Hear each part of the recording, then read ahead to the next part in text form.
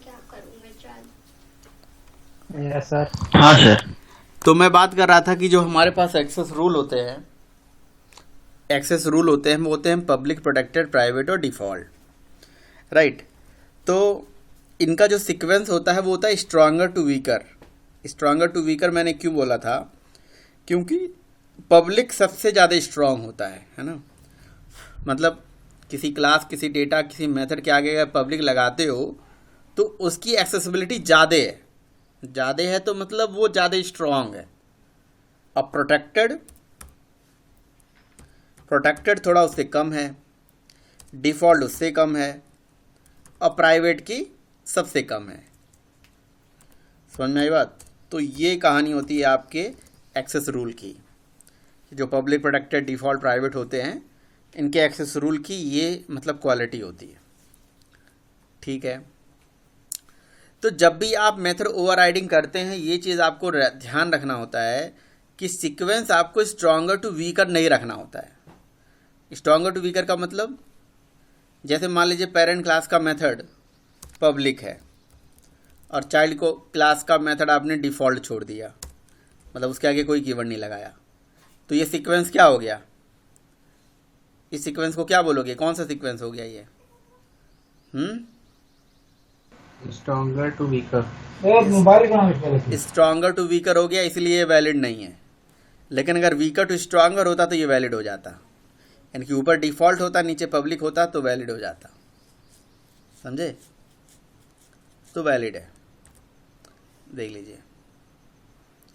तो इससे ये समझ में आता है कि अगर आपको जावा में कोई भी मेथड पब्लिक मिलेगा तो पब्लिक तो सबसे ज़्यादा स्ट्रांग है, उससे वीक तो कोई है ही नहीं। तो पब्लिक मेथड को पब्लिक बना के ही ओवरराइड करा जा सकता है। समझे? अगर जावा में कोई पब्लिक मेथड कहीं पे बनाया गया है, जैसे इंटरफेस है, इंटरफेस के सारे मेथड पब्लिक होते हैं, तो उनको जब भी ओवरराइड करोगे तो पब्लिक बना के ही ओवरराइड करोगे। ये कुछ ग्रामर हैं, कुछ रूल रेगुलेशंस हैं जो आपको याद करने पड़ेंगे। सीक्वेंस हमेशा स्ट्रांगर टू वीकर जनरल होता है, बट आपको जो सीक्वेंस रखना है वीकर टू स्ट्रांगर रखना है। कि पेरेंट क्लास के मेथड का रिटर्न मतलब एक्सेस रूल जो है वो वीकर होना चाहिए, चाइल्ड क्लास का स्ट्रांगर होना चाहिए, या सेम होगा तब भी चल जाएगा। और अगर यहाँ प्रोटेक्टेड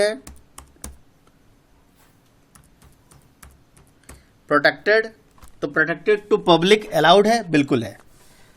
क्योंकि ये सीक्वेंस कौन सा हो गया, वीकर टू स्ट्रांगर, क्योंकि protected is weak, public is more stronger.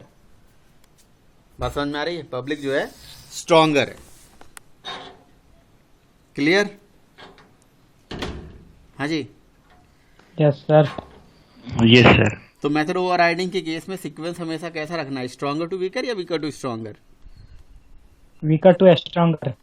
Weaker to stronger sequence रखना है, वीकर टू स्ट्रांगर, ये हमेशा याद रहे। तो ये मेथड ओवरराइडिंग की कुछ कंडीशन से, टर्म कंडीशन थे जो मैंने आप लोगों को बताया।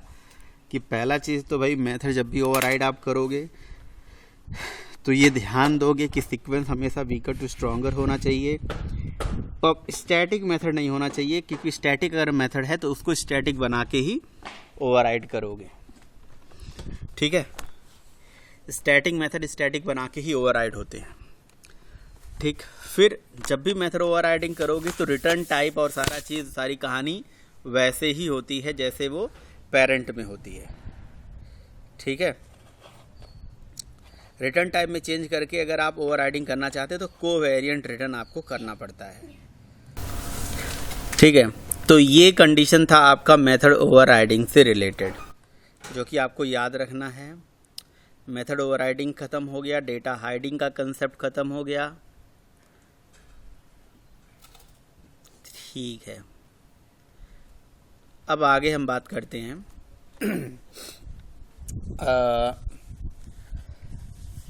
जावा के अंदर कंस्ट्रक्टर का यूज जो है, इनहेरिटेंस के केस में कंस्ट्रक्टर कैसे बिहेव करता है उसके बारे में हम बात करेंगे। इनहेरिटेंस के केस में कंस्ट्रक्टर का क्या नेचर होता है, कंस्ट्रक्टर कैसे वर्क करता है उसके बारे में बात करेंगे। ठीक है? करें आगे चलें भाई, बताएं। Yes sir. तो इसके लिए मैं एक इनहेरिटेंस वाले ही फोल्डर में बस राइट क्लिक करके यहाँ पे एक क्लास मैं बना लेता हूँ और से मैंने यहाँ पे क्लास का नाम दे दिया डेमो। ठीक है, डेमो नाम से डेमो कंस्ट्रक्टर करके कॉन्स करके हमने एक क्लास बना दिया और यहाँ पे हमने मेन मेथड ले लिया। ठीक है, और ऊपर हम क्या करेंगे, यहाँ से एक क्लास और बना लेंगे। अब क्लास किसी भी नाम से बना सकते हैं। से मैंने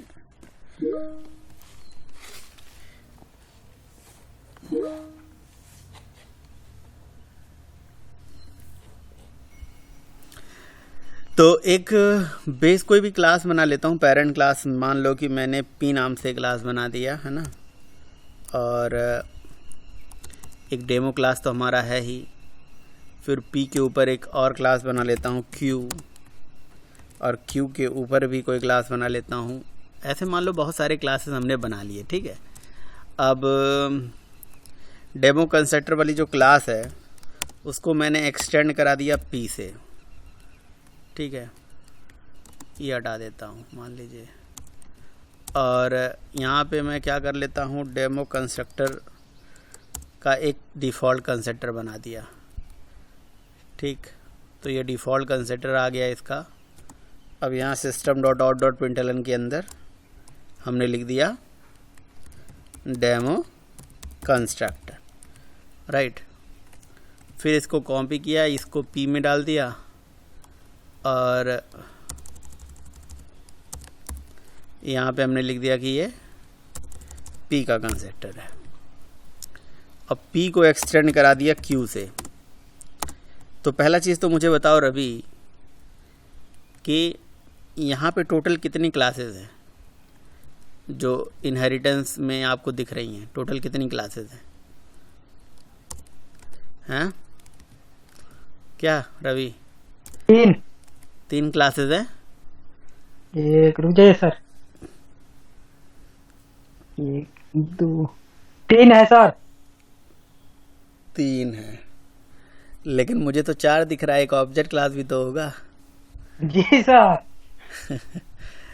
ठीक है, तो चलो, मतलब वो एक चौथी क्लास भी होती है जो दिखती नहीं है, ऑब्जेक्ट क्लास होती है ना, तो वो तो अंडरस्टूड है। ठीक है, चलिए। अच्छा, अगर मान लीजिए कि मैं यहाँ से ऑब्जेक्ट बनाता हूँ डेमो कंस्ट्रक्टर वाली क्लास का, अपनी क्लास का मैंने लिख दिया डेमो कंस्ट्रक्टर, तो इससे कितने कंस्ट्रक्टर चलेंगे? हमारे ही चलेंगे, किसी और के चलेंगे? हमने तो अपनी क्लास का ऑब्जेक्ट बनाया, तो हमारा ही कंस्ट्रक्टर चलना चाहिए। बोलो। Yes sir. लेकिन ये सब ये सबका कंस्ट्रक्टर चलेगा। ये चलेगा, पी का भी चलेगा, ये क्यू का भी चलेगा। इनहेरिट हुआ। तो अब यहाँ पे मैं आपको थोड़ा सा सजेस्ट करना ये चाहता हूँ कि जो इनहेरिट आप बोलते हो ना, ऐसे इनहेरिट हुआ, तो यहाँ पे ये चीज़ आप याद रखो कि कंस्ट्रक्टर कभी इनहेरिट नहीं होता है। कंस्ट्रक्टर इनहेरिट होके नहीं आ जाता है कि क्लास इनहेरिट हुआ ना। तो क्लास इनहेरिट हुआ तो क्या कंस्ट्रक्टर कैसे चल गया? आपने तो चाइल्ड का कंस्ट्रक्टर चलाया, आपके सारे क्लासेस के कंस्ट्रक्टर चल जा रहे हैं। कैसे चल जा रहे हैं? मैं बताऊं? हाँ बताइए। कि आपने चाइल्ड का ऑब्जेक्ट बनाया तो चाइल्ड का कंस्ट्रक्टर चला, तो फिर पेरेंट का कंस्ट्रक्टर कैसे चल गया? बताइए। सारे कंस्ट्रक्टर के फर्स्ट लाइन पे सुपर पेस्ट कर देते हैं, उससे चल जाता है वो कंस्ट्रक्टर। सारे कंस्ट्रक्टर के फर्स्ट लाइन पे सुपर पेस्ट कर देते हैं। कौन पेस्ट कर देता है? कंपाइलर से। अच्छा, सुपर। अच्छा, ठीक है। हर कंस्ट्रक्टर के टॉप पे सुपर लिखा होता है, आपके कहने का मतलब ऐसे लिखा होता है। ये लाइन लिखी होती है। सुपर का एक नेचर होता है ऐसे। ये सुपर लिखे जाने की वजह से, हर कंस्ट्रक्टर के टॉप पे सुपर लिखने की वजह से होता क्या है कि जब भी किसी चाइल्ड क्लास का कंस्ट्रक्टर चलता है तो उसके कंस्ट्रक्टर के चलने के पहले उसके पेरेंट का कंस्ट्रक्टर चल जाता है ना। तो ये जावा में एक रूल है कि before executing any child class constructor firstly execute it's immediate parent class constructor just because of, क्योंकि हर कंस्ट्रक्टर के सबसे टॉप पे सुपर लिखा होता है। तो हर कंस्ट्रक्टर के सबसे टॉप पे सुपर लिखा होता है, जिसकी वजह से, है ना, जिसकी वजह से होता क्या है कि जब ये कंस्ट्रक्टर चला तो इसने देखा यहाँ सुपर लिखा है, तो ये सुपर से इसने सुपर क्लास के डिफ़ॉल्ट कंस्ट्रक्टर कॉल कर दिया। इसने देखा यहाँ सुपर लिखा है, इसने डिफ़ॉल्ट कंस्ट्रक्टर कॉल कर दिया। तो इस वजह से ये सारे कंस्ट्रक्टर चल जाते हैं। तो बिल्कुल सही बताया आपने। बट तो अगर हम देखें तो टोटल कितने कंस्ट्रक्टर चले यहाँ पे? टोटल यहाँ पे कंस्ट्रक्टर चलेंगे 4। 3 तो आपको दिख रहे हैं, एक नहीं दिख रहा है, वो ऑब्जेक्ट क्लास का कंस्ट्रक्टर है, डिफ़ॉल्ट कंस्ट्रक्टर, है ना। तो टोटल 4 कंस्ट्रक्टर चलेंगे यहाँ पे। और रही बात क्यों चलता है, तो वो भी बता दीजिए भाई, ऐसा क्यों होता है? सर वो डिफॉल्ट वैल्यू इनिशियलाइज करने के लिए करता है। किसी भी कंस्ट्रक्टर के चलने का पर्पस होता है, किसी भी कंस्ट्रक्टर का चलने का पर्पस होता है वैल्यू इनिशियलाइजेशन। अगर आपको याद हो तो अभी पहले सेशन में हमने जब डेटा हाइडिंग पढ़ा था कल, तो हमने डिस्कस किया था कि किसी चाइल्ड क्लास का ऑब्जेक्ट बनते ही क्या पेरेंट का भी ऑब्जेक्ट बन जाता है? तो पेरेंट का ऑब्जेक्ट नहीं बनता है। तो फिर लेकिन चाइल्ड के ऑब्जेक्ट के अंदर ही पेरेंट के सारे डेटा को मेमोरी मिलती है। तो वो मेमोरी कैसे मिलती है? सर आपकी आवाज़ बहुत वैसी आ रही है जैसे फड़फड़ा आ रही है, जैसे आप गाड़ी पे बैठे हैं की आवाज़ आ रही है। अभी सही है दीपक? जी सर बिल्कुल सही है। तो क्वेश्चन ये था कि टोटल कंस्ट्रक्टर कितने चले यहाँ पे? 4 कंस्ट्रक्टर चलेंगे टोटल। टोटल कितने कंस्ट्रक्टर चले यहाँ पे? 4 कंस्ट्रक्टर चला। एक तो आपका डेमो कंस्ट्रक्टर चला, फिर पी का कंस्ट्रक्टर चला, फिर क्यू का कंस्ट्रक्टर चला, और एक ऑब्जेक्ट क्लास का कंस्ट्रक्टर चला। ठीक है, तो टोटल का 4 कंस्ट्रक्टर चले। अब क्वेश्चन है कि ये क्यों चलते हैं, इसका रीज़न क्या होता है? तो इसका रीज़न ये होता है कि देखो, जब हम इनहेरिटेंस करते हैं और हम चाइल्ड का ऑब्जेक्ट बनाते हैं तो पेरेंट का तो ऑब्जेक्ट बनता नहीं है। तो जब पेरेंट का ऑब्जेक्ट बनता नहीं है तो पेरेंट के डेटा को मेमोरी कैसे मिलेगी? पेरेंट के डेटा को मेमोरी कैसे दी जाएगी? कुछ तो होगा जिससे पेरेंट के डेटा को मेमोरी दी जाए। बात समझ में आ रही है? तो ये पेरेंट का कंस्ट्रक्टर जब चल जाता है ना, तो उससे क्या होता है, पेरेंट के डेटा को मेमोरी मिलने लगती है। ये कहानी होती है। हाँ जी, बात समझ में आ रहा है? Yes sir I. हाँ, तो जावा में ये रूल याद रखना, किसी भी चाइल्ड क्लास के कंस्ट्रक्टर के चलने के पहले उसके पेरेंट क्लास का कंस्ट्रक्टर चलता है, और वो भी डिफ़ॉल्ट कंस्ट्रक्टर चलता है इम्प्लिसिटली। ठीक है, क्वेश्चन है कि क्यों चलता है? तो क्योंकि हर कंस्ट्रक्टर के ऊपर सुपर लिखा होता है, और वो सुपर जो लिखा होता है ये बाय डिफ़ॉल्ट कंपाइलर लिखता है। ठीक है ना, और compiler by default super default वाला लिखता है, इसलिए डिफ़ॉल्ट कंस्ट्रक्टर चलता है। और सुपर लिखने का पर्पस होता है ताकि पेरेंट क्लास का डेटा है वो इनिशियलाइज हो पाए, है ना। ये रीज़न होता है भैया।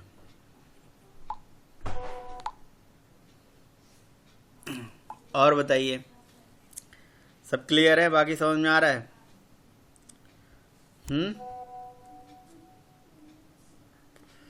बोलो भाई, सर क्लियर हो गया ना? Yes sir. अब यहाँ पे क्वेश्चन है, अगर हम सुपर कीवर्ड मैन्युअली लगा देते हैं तो कंपाइलर नहीं लगाता है। ये बात आपको पता होना चाहिए।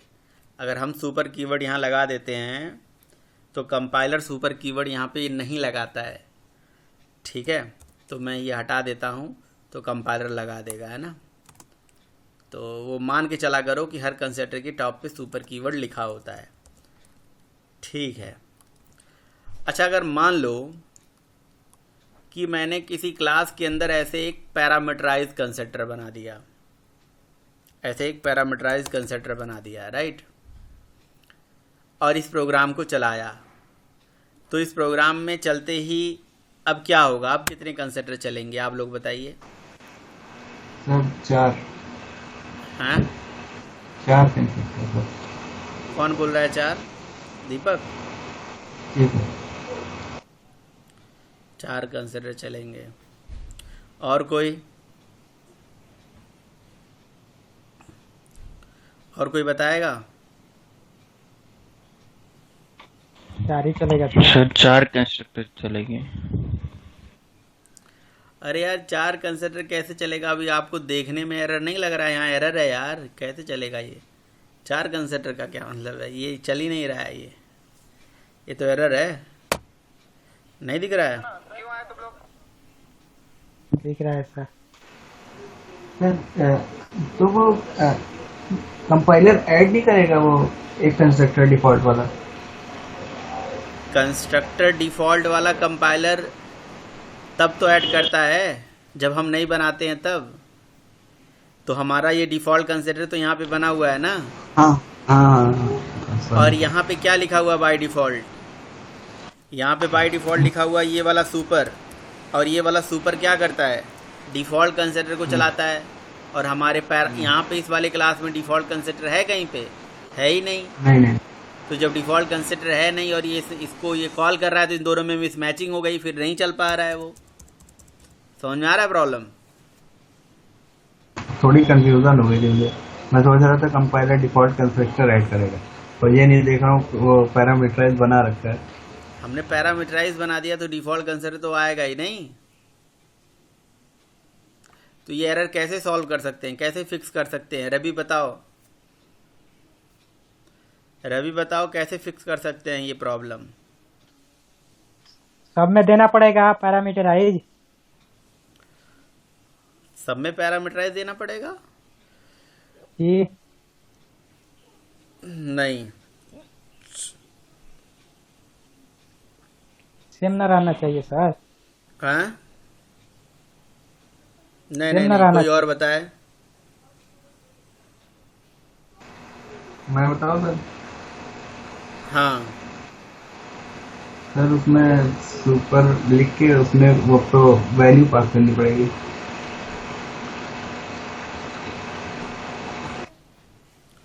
सुपर लिख के खुद वैल्यू पास करनी पड़ेगी। कहाँ लिखूं बताओ? किसी में लिखिए सर, हैं? यहीं पे लिखिए सुपर, जहाँ पे आपका कर्सर है।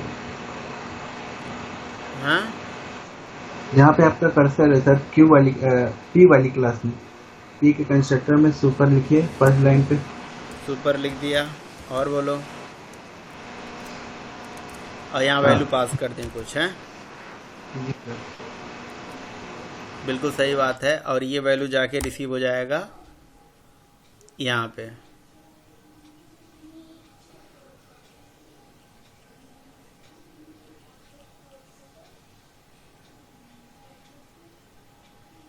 बोलो, क्लियर है ये? अच्छा, अगर मैं ये नहीं लिखना चाहता हूँ तो कैसे चलेगा बताओ? और कोई तरीका बताओ। नहीं लिखना चाहता हूँ।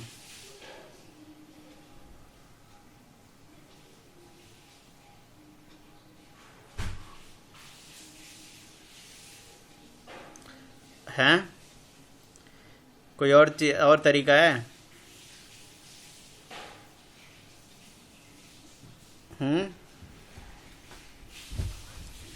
हाँ जी, कोई बताए भाई। सर आपकी आवाज रुक गई थी, कुछ आवाज नहीं आ रही थी। तो बताओ, अगर सर क्या मैं पूछ रहे हैं? सुपर नहीं लिखना चाहता हूँ तो कैसे चलेगा? सुपर नहीं लिखना चाहते हैं हम्म हम्म तो सर आप लिख दीजिए इसमें दिस, और इसी में एक और वो बना लीजिए कंस्ट्रक्टर पैरामीटराइज। मैं बताता हूँ क्या करना होगा। आपको पेरेंट क्लास का जो कंस्ट्रक्टर है, एक पेरेंट क्लास में डिफ़ॉल्ट कंस्ट्रक्टर बना लेना होगा, हो जाएगा। ये देखिए, ये पेरेंट क्लास में डिफ़ॉल्ट कंस्ट्रक्टर ऐसे बना दिया, अब हो जाएगा, कोई दिक्कत नहीं है। और ये तो एक्स को ऐसे टेक्स्ट प्रिंट कर लेते हैं। तो क्या होगा, ऑब्जेक्ट बनेगा, ये कंसिडर चलेगा, इसमें सुपर लिखा है तो ये चलेगा, इसमें सुपर लिखा है तो ये चल जाएगा। ठीक है ऐसे। अच्छा अब मैं चाहता हूँ कि मेरा ये वाला कंसिडर भी चल जाए, ये वाला जो है ये कैसे चलेगा? मैं बताऊँ सर? हाँ बताओ। सर ये आप डिफॉल्ट कंस्ट्रक्टर के फर्स्ट लाइन पे लिखी है दिस, फर्स्ट और कंस्ट्रक्टर पे उसमें दिस लिख दीजिए और उसमें वैल्यू पास कर देंगे। तो ये जो दिस होता है ये किसको कॉल करता है? ये अपने ही क्लास के उस कंस्ट्रक्टर को कॉल करेगा जिसमें सिंगल आर्गुमेंट है, यानी कि इसको कॉल कर लेगा। ठीक है, सही बात है। और इसके भी ऊपर मान लो कोई क्लास हमने बना दिया, एक क्लास आर नाम से बना दिया, और आर नाम की क्लास में मान लो कि कोई कंस्ट्रक्टर बना दिया हमने पैरामीटराइज, जिसमें 2 आर्गुमेंट हो 3 आर्गुमेंट हो, बना सकते हो आप। तो आर कंस्ट्रक्टर बना दिया जिसमें मान लीजिए 2 आर्गुमेंट है, ठीक है, एक्स और वाई। अब मैं चाहता हूँ कि ये आर भी चल जाए, आर का भी कंस्ट्रक्टर चल जाए, तो कैसे चलेगा कोई बताए? हैं निशांत बताओ कैसे चला सकते हैं?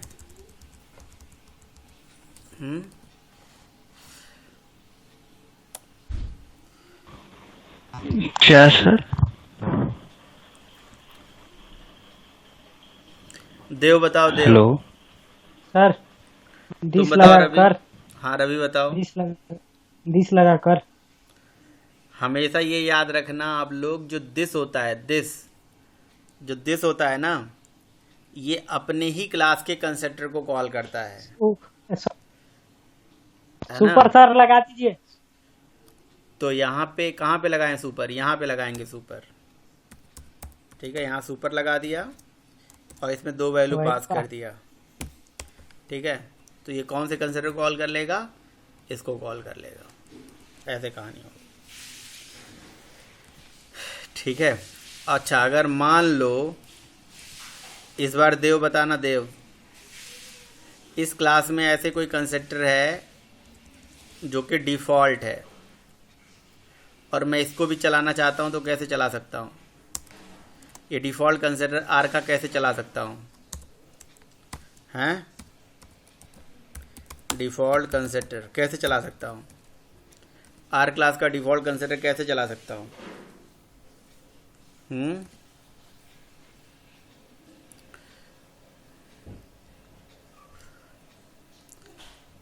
देव हो क्लास में या नहीं हो?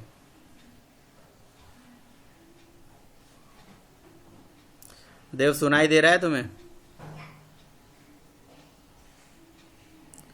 हेलो,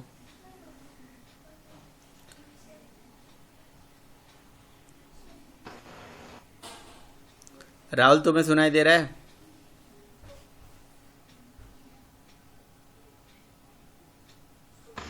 हेलो, हाँ सर बताइए।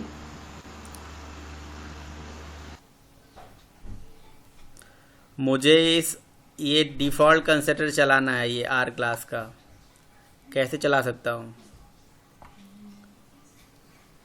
क्या कोड लिखो कि ये डिफ़ॉल्ट कंस्ट्रक्टर चल जाए? हैं?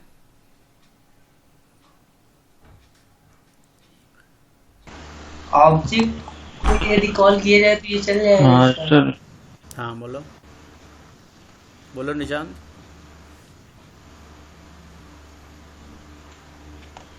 सर सुपर में दिस कीवर्ड पास सुपर में दिस कीवर्ड पास करना पड़ेगा, जो आर का पैरामीटराइज कंस्ट्रक्टर है ना, वहाँ पे ऊपर में। हाँ हाँ, यहाँ क्या लिखना होगा? तो वहाँ पे सुपर कीवर्ड में दिस पास करना पड़ेगा, तो चल जाएगा वो। सुपर कीवर्ड में दिस लिखने की क्या जरूरत है? ऐसे दिस लिख दो। नहीं sir, this keyword, this keyword. Super keyword में दिस क्यों यूज करेंगे? ऐसे यूज करते हैं। ठीक है, तो इससे ये कंसिडर चल जाएगा डिफ़ॉल्ट। देखो एक बात मैं आपको बताना चाहता हूँ, 2 बातें हैं। जब किसी कंस्ट्रक्टर में, जैसे कोई भी कंस्ट्रक्टर ले लो, चाहे वो पैरामीटराइज हो चाहे वो नॉन पैरामीटराइज हो, कोई भी कंस्ट्रक्टर ले लो, किसी भी कंस्ट्रक्टर में आपने कुछ नहीं लगाया अगर, ना दिस, ना सुपर, ना कुछ, ना कुछ। तो बाय डिफ़ॉल्ट हर कंस्ट्रक्टर में क्या लिखा होता है? सुपर लिखा होता है। जैसे ये कंस्ट्रक्टर है, इसमें हमने कुछ नहीं लगाया तो बाय डिफ़ॉल्ट सुपर लिखा होता है। ये याद रहे आपको, चाहे वो कोई भी कंस्ट्रक्टर हो। मे भी मेरे पास आर क्लास का एक ऐसा कंस्ट्रक्टर है जिसमें 3 पैरामीटर है, मान लो int x, int y, int z, और इसमें मैंने कुछ नहीं लगाया, तो बाय डिफ़ॉल्ट इस कंस्ट्रक्टर में क्या लिखा होगा? सुपर लिखा होगा। यहाँ पे भी सुपर लिखा होगा, यहाँ पे भी सुपर लिखा होगा। हर जगह, हर कंस्ट्रक्टर में अगर कुछ नहीं लगाया तो सुपर ही लिखा होगा। अब मैंने मान लो कि यहाँ पे लगा दिया क्या? दिस, और यहाँ से वैल्यू पास कर दिया 3।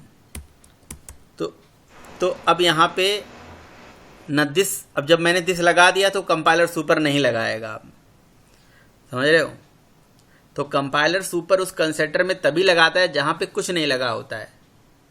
क्योंकि ये बात आपको पता होना चाहिए कि जब भी दिस होता है, जब भी सुपर होता है, तो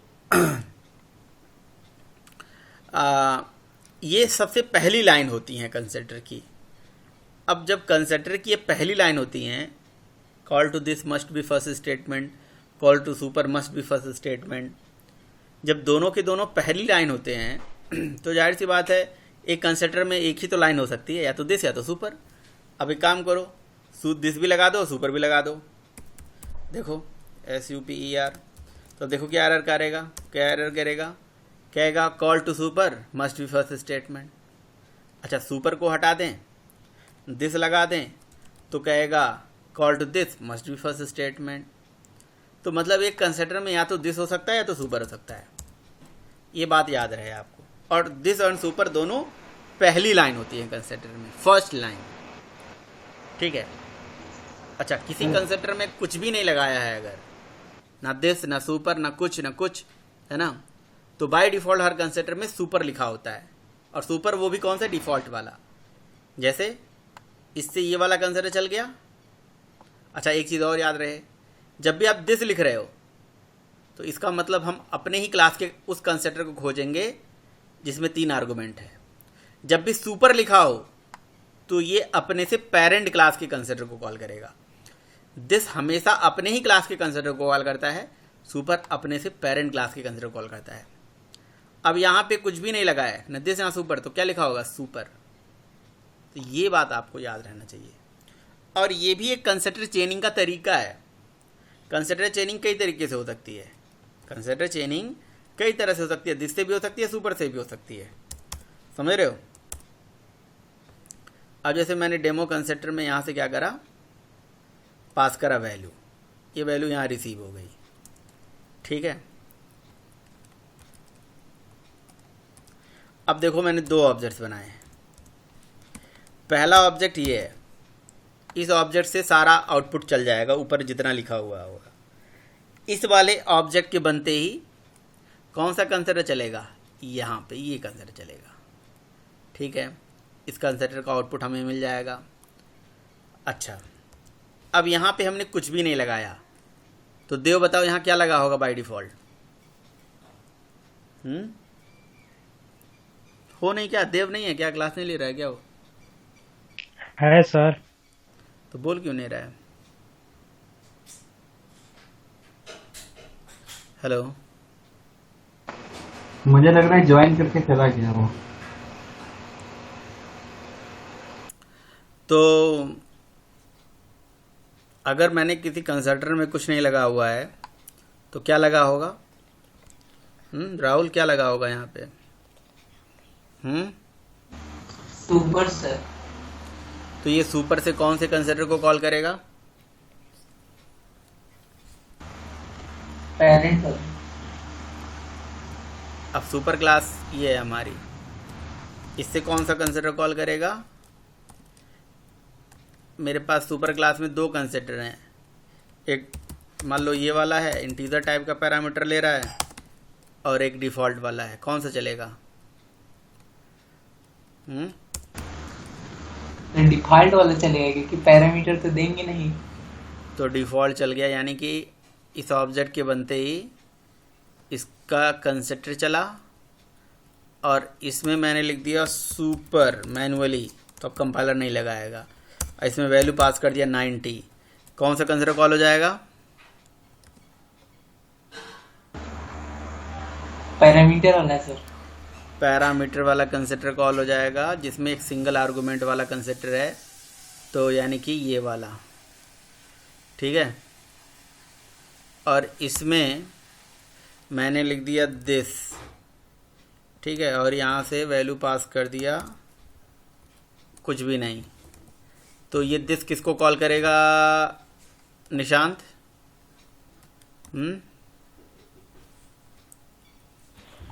सर डिफॉल्ट कंस्ट्रक्टर को उसी क्लास के। हाँ, तो मतलब समझ में आ गया आई थिंक आप लोगों को दिस और सुपर की कहानी। Yes sir. तो देखो सर दिस, यदि हाँ हाँ हाँ बोलिए। इनहेरिट ना हो तो भी सुपर प्रेजेंट रहता है।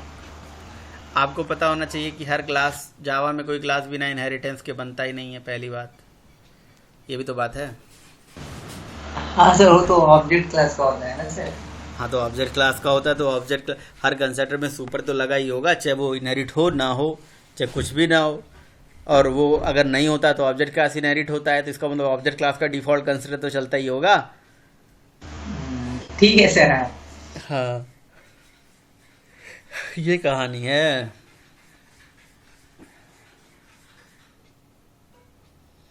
समझे?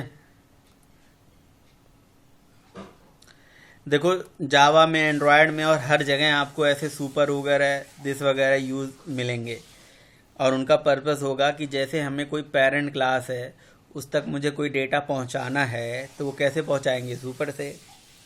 अगर कोई चाइल्ड क्लास का डिफ़ॉल्ट कंस्ट्रक्टर है, उस तक कोई डेटा पहुंचाना है तो कैसे पहुंचाएंगे? अपने दिस कीवर्ड से। तो दिस कीवर्ड से हम अपने ही क्लास के मतलब कंस्ट्रक्टर तक डेटा पहुंचाते हैं, और सुपर से अपने पेरेंट क्लास के कंस्ट्रक्टर तक डेटा पहुंचाते हैं। तो ये सब कहानी होती है दिस और सुपर की कहानी।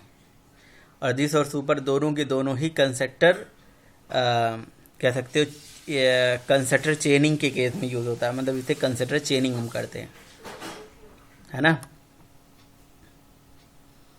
इस दोनों से कंस्ट्रक्टर चेनिंग होती है। तो इस प्रोग्राम का आउटपुट मुझे निकाल के दिखाओगे आप? या आप लोग मुझे बताओ ये प्रोग्राम कैसे कैसे चलेगा, क्या फ्लो होगा? मैं बताऊँ सर।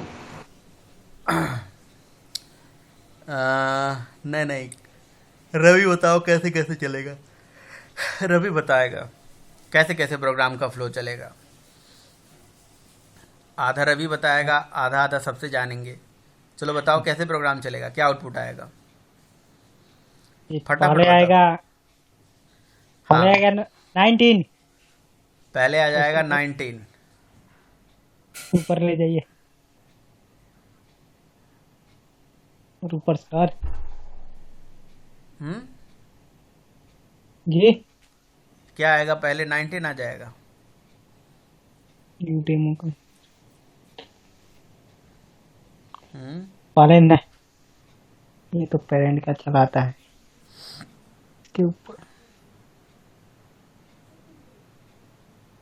इसके ऊपर डिफॉल्ट वाला S67 सर। कैसे आउटपुट निकाल रहे हो तुम?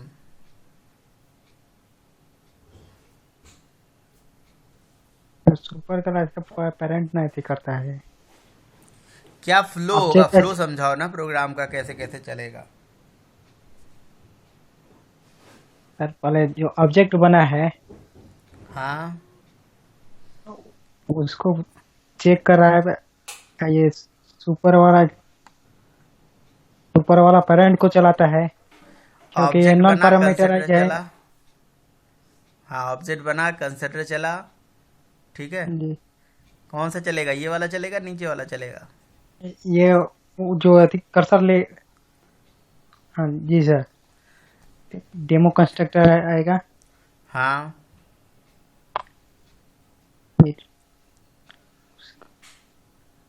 उसके बाद ऊपर सर मैं इस ये प्रोग्राम मैं आपको दे देता हूँ, इसका आप आउटपुट निकालिएगा आप लोग, ठीक है।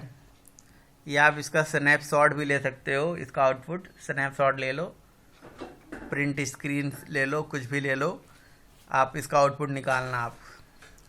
और दूसरा चीज़ इसमें और थोड़ा सा इन्हांसमेंट करना है कोड में। इन्हांसमेंट ये करना है कि इसमें आपको एडिशनल चीज़ें यूज करनी है। जैसे मान लो कि इसी के अंदर हम इनिट ब्लॉक यूज कर लें, इसी के अंदर स्टैटिक ब्लॉक भी यूज कर लें, दिस भी यूज कर लें, सुपर भी यूज कर लें, कंस्ट्रक्टर भी यूज कर लें, तो क्या फ्लो होगा। मतलब इसी प्रोग्राम में हमें इनिट और स्टैटिक ब्लॉक और ऐड करना है, ठीक है। बाकी सारा वही इसमें होगा, तो इनिट और स्टैटिक भी ऐड करना है आपको, ठीक है। फिर आप इसका फ्लो मुझे बताइए, बनाइए आप लोग ये प्रोग्राम। इसमें इनिट और स्टैटिक भी ऐड करना है बस। प्रोग्राम तो आपने देख ही लिया कि ऐसे ऐसे बन सकता है ना। तो बना के दिखाइए मुझे।